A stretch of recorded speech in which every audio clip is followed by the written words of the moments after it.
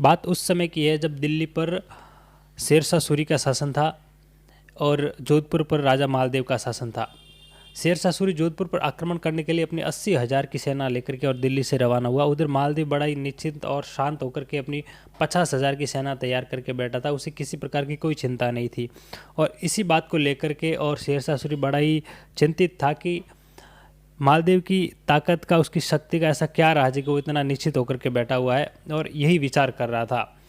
उस समय मालदेव को पराजित करना इतना आसान नहीं था, उसकी शक्ति बहुत ज़्यादा थी। उसकी सेना में जो 2 सेनापति थे, चेता और कुंपा, बड़े ही वीर थे और वो उसकी एक प्रकार से बहुत बड़ी ताकत थे। और जब ये बात शेरशाह सूरी को पता चलती है तो उसको ये बात पता समझ में आ जाती है कि अगर मालदेव को हराना है तो कहीं न कहीं मालदेव और चेता और कुंपा और उसके सेनापति जो है दूसरे, उनके बीच में अविश्वास पैदा करना पड़ेगा, तभी वो मालदेव को हरा पाएगा। नहीं तो युद्ध करके वो कभी भी मालदेव को हरा नहीं पाएगा। और जोधपुर से कुछ दूर उसने अपनी सेना का पड़ाव डाला और उसने एक षड्यंत्र रचा और उस षड्यंत्र में उसने एक अपने कुछ लोगों को रूप बदल करके और जोधपुर भेजा, जो तलवार बेचने वाले होते हैं वो बना करके और जोधपुर भेजा। और युद्ध का माहौल था तो जोधपुर में वो घूम रहे थे कि भाई हम तलवारें बेचने वाले हैं, ढाल तलवार बेचने वाले हैं।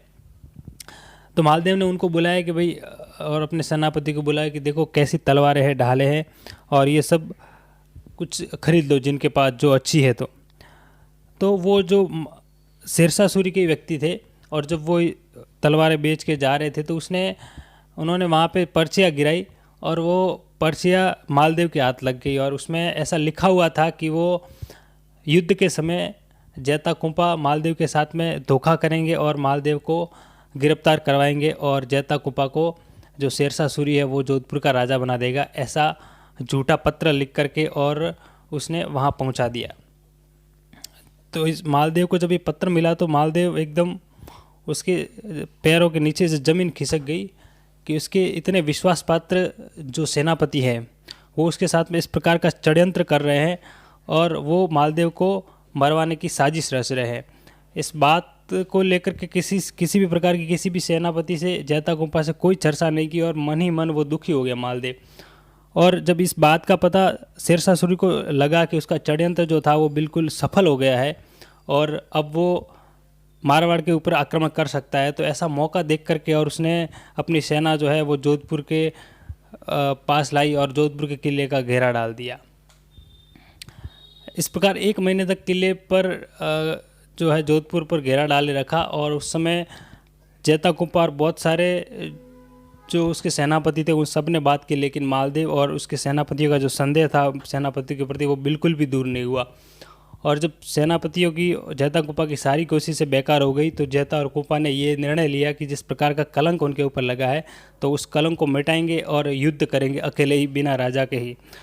तो चेता कुंपा और उनके साथ में 12,000 की सेना लेकर के और वो युद्ध करने के लिए गए और 80,000 के सामने शेरशाह सूरी की सेना से युद्ध किया और इतना ज़बरदस्त प्रहार किया कि एक बार तो युद्ध जीतने की आ गए, लेकिन फिर उसकी जो रिजर्व सेना थी वो वहाँ पे आ जाती है और चेता और कुंपा सहित कितने ही राठौड़ वीर उस युद्ध में शहीद हो जाते हैं।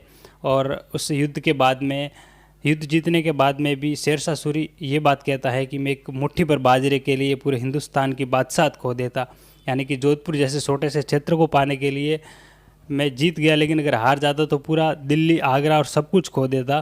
तो इस प्रकार चेता और कुंपा की वीरता जो है उस पर संदेह करके मालदेव बड़ा ही दुखी हुआ और उसे हार का सामना करना पड़ा। धन्यवाद। तो ये थी चेता और कुंपा की कहानी। इस प्रकार की ऐतिहासिक कहानियाँ जानने के लिए हमारे चैनल को सब्सक्राइब करें और बेल आइकन को क्लिक करें और अपने दोस्तों के साथ में इसे शेयर करें। धन्यवाद।